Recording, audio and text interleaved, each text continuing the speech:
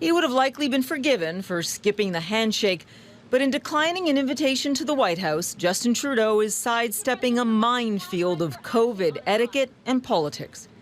For starters, President Donald Trump and Mexican President Andrés Manuel López Obrador have refused to wear a mask in public.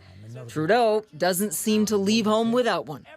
And it's no trivial thing, but insight into how each country is fighting the virus. For Trudeau, it would have been like risking a lunch with neighbors you know aren't taking the virus seriously. The opportunity for awkward moments is endless with a potential trilateral meeting with world leaders right now, and particularly these three world leaders, given their different value system and their different approach to the pandemic. The COVID curves are moving in opposite directions in the U.S. and Canada. The surge in cases in the U.S. means Canadians are on edge and even more cautious. One poll shows the vast majority of Canadians want the U.S.-Canada border to remain closed to non-essential traffic.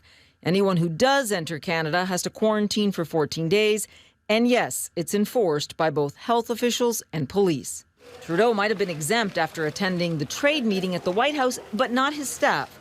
Health and safety were a concern, and he said as much last week. We're also concerned about the health situation and the coronavirus reality that is still hitting all three of our countries. We're going to continue to work with the U.S. on seeing whether that summit makes sense for us, and we will let you know as soon as we've made a decision.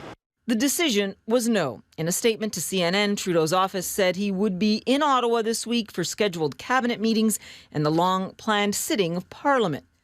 For weeks, Canada has been logging just a few hundred new positive cases of COVID-19 per day. Just like the U.S., though, some younger Canadians are skirting rules. 20 people have so far been infected after this night out near Montreal. But here's the difference. Contact tracing at such low numbers is viable, and in most cases, thorough. Add to that a growing list of cities and towns now making masks mandatory. Skipping a trip to the White House was arguably an easy call for Trudeau. And like most Canadians, he won't be crossing the border unless absolutely necessary.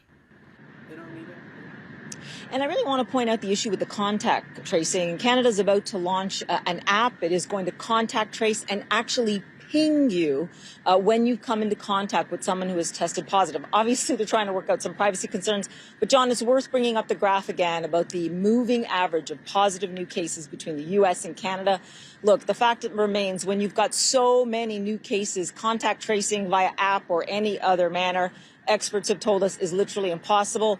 Canada having less than 300 cases yesterday, John, back of the envelope numbers here, that would mean about 3,000 cases throughout the entire United States. It means contact tracing can actually happen and a better chance you can contain the virus.